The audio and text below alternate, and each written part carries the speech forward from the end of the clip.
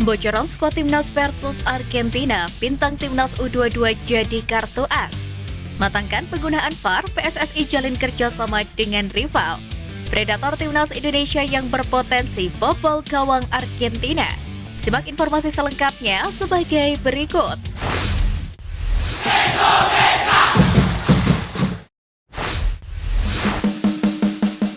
Matangkan penggunaan VAR, PSSI jalin kerjasama dengan rival.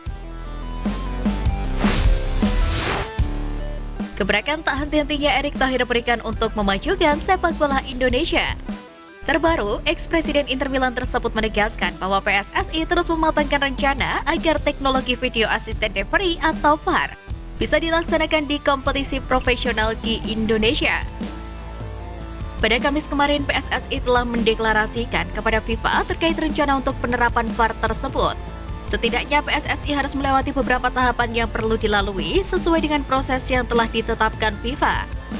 Dalam hal ini agar teknologi VAR bisa segera terlaksana di kompetisi Liga 1 2023-2024. Untuk mematangkan rencana tersebut, PSSI sudah menyusun langkah-langkah strategis, termasuk untuk mendelegasikan PT Liga Indonesia Baru selaku pihak yang bertanggung jawab dalam seluruh proses pemenuhan implementasi VAR.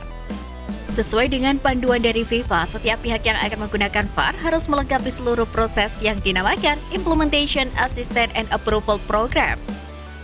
Ada 5 tahapan dalam IAAP yang harus dilewati oleh PSSI, yakni Initial Consideration, VAR Declaration, Preparation and Training, Approval Process, dan Monitoring.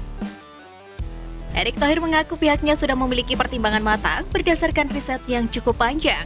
Bahkan riset tersebut termasuk komunikasi dengan negara-negara tetangga yang sudah mengimplementasikan VAR seperti Thailand dan Singapura. Hal tersebut diungkapkan oleh Direktur Utama Liga Indonesia Baru, Ferry Paulus. Kami telah melakukan kajian dan riset cukup panjang, berkolaborasi dengan negara tetangga yang telah lebih dulu menerapkan VAR, seperti Thailand dan Singapura, hingga menetapkan slate teknologi provider dari beberapa kandidat yang ada. Ucap Ferry Paulus.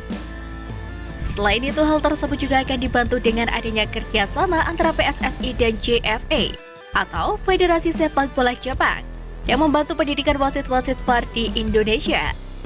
Rencananya, penggunaan VAR akan mulai disimulasikan dan diterapkan pada putaran kedua kompetisi atau sekitar awal 2024.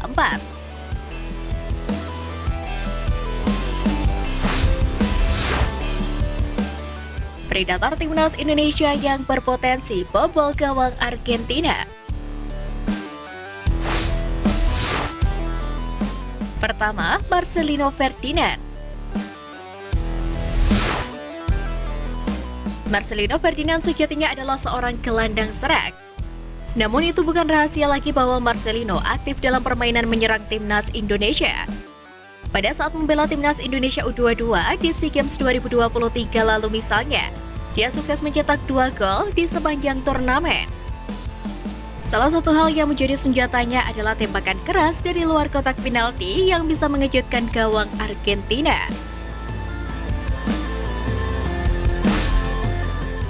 Kedua, Ramadhan Sananta.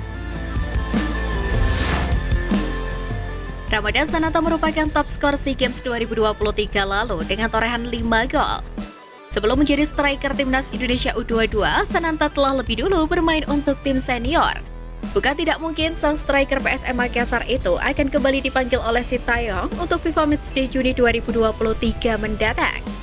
Naluri membunuh yang luar biasa ketika berada di kotak penalti membuat Ramadhan Sananta berpotensi untuk mencetak gol di laga tersebut.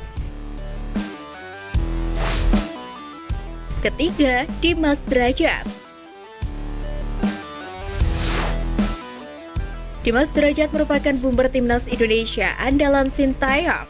Pada Piala AFF 2022 lalu, dia absen karena cedera. Namun kualitas Dimas Derajat sebagai seorang bumper patut untuk diperhitungkan. Pada FIFA Matchday September 2022 lalu misalnya, Dimas Derajat mencetak 2 gol dalam 2 kemenangan atas Curaçao dengan skor 3-2 dan 2-1. Tentu sang striker Persikabo 1973 itu punya kapabilitas untuk mencetak gol ke gawang Argentina.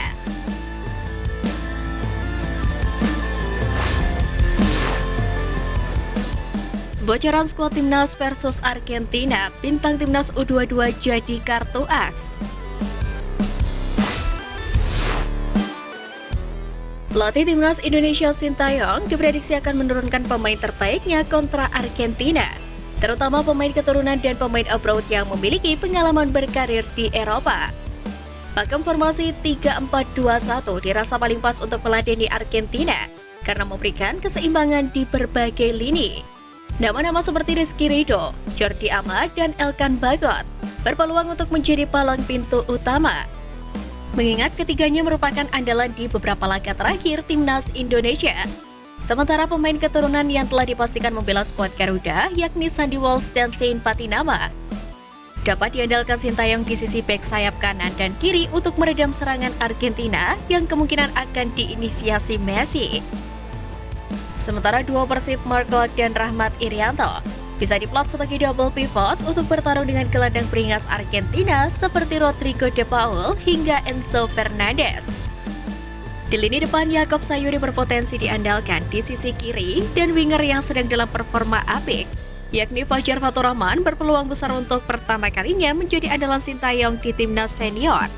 Hal itu tidak terlepas dari pengalaman apiknya di SEA Games lalu.